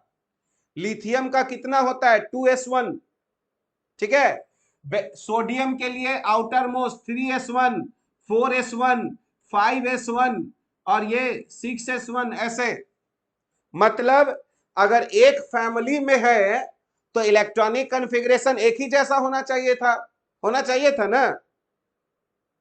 है कि नहीं? बात बताओ, होना चाहिए था, सबका इलेक्ट्रॉनिक कॉन्फ़िगरेशन एक ही जैसा होना चाहिए था।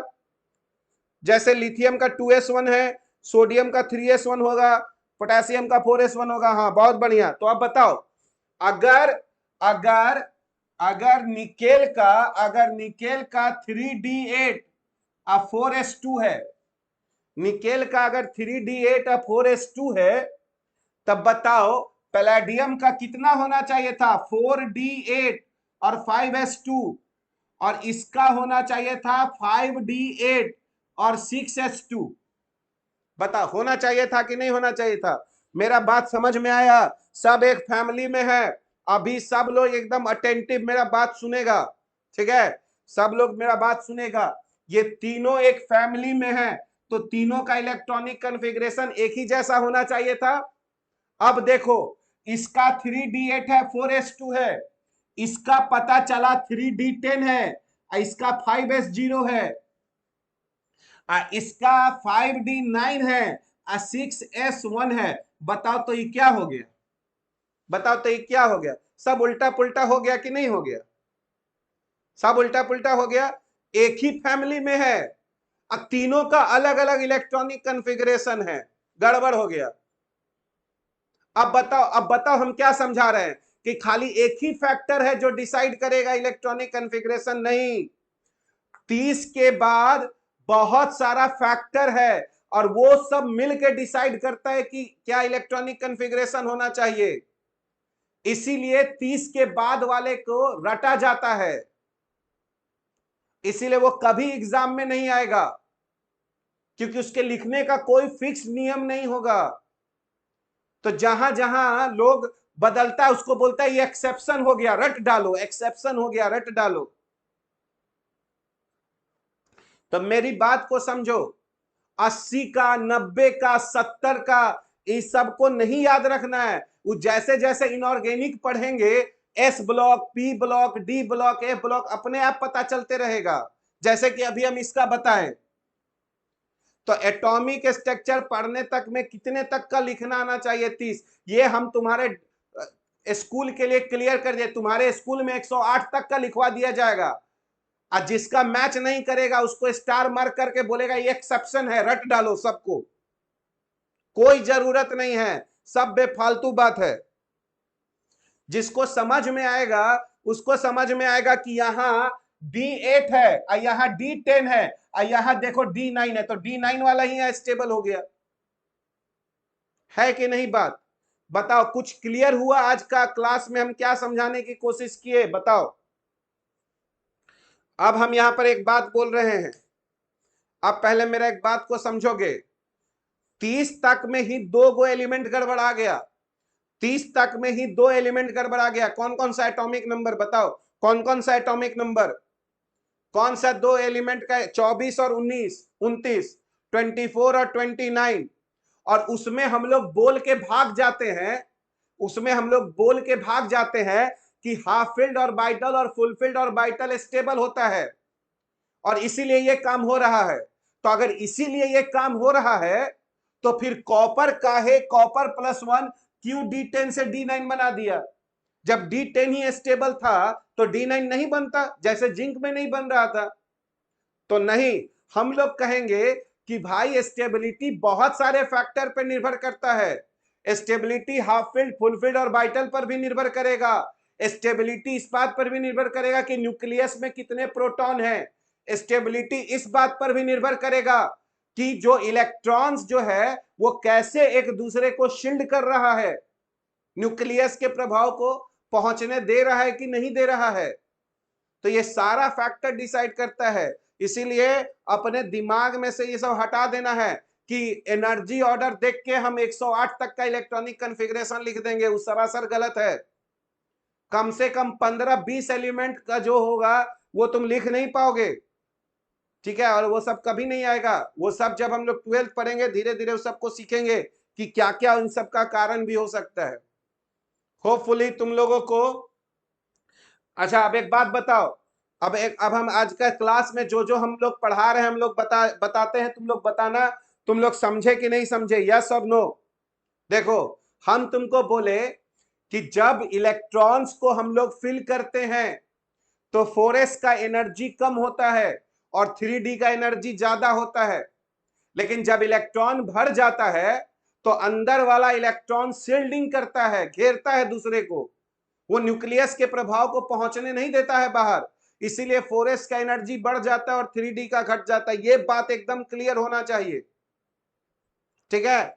दूसरा बात, D5 और D10 स्टेबल होता है, सही बात है, पर ऐसा नहीं है कि हम D5 या D10 से इलेक्ट्रॉन नहीं निकाल सकते, उससे भी निकाल सकते हैं। वो इस बात पर निर्भर करेगा कि न्यूक्लियस में कितना प्रोटॉन्स है, कितना प्रोटॉन्स उसको अपनी ओर खींच रहा है, या फिर जो बीच में इलेक्ट्रॉन्स हैं वो उसके प्रभाव को आगे पहुंचने दे रहा है कि नहीं दे रहा है।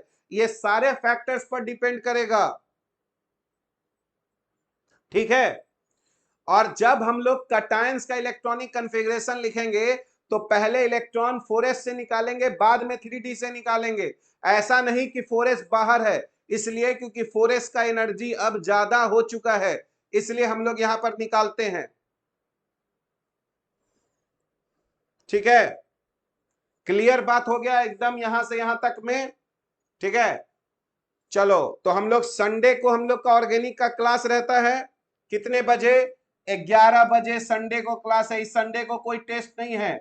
11 AM से 12:30 PM तो संडे का क्लास रहता है, ठीक है। इस संडे को हम लोग ऑर्गेनिक का क्लास पढ़ेंगे। चलो आज बहुत सारा बात क्लियर करना था इसीलिए, ठीक है। होपफुली तुम लोग समझ गए होगे। चलो ठीक है, बाय।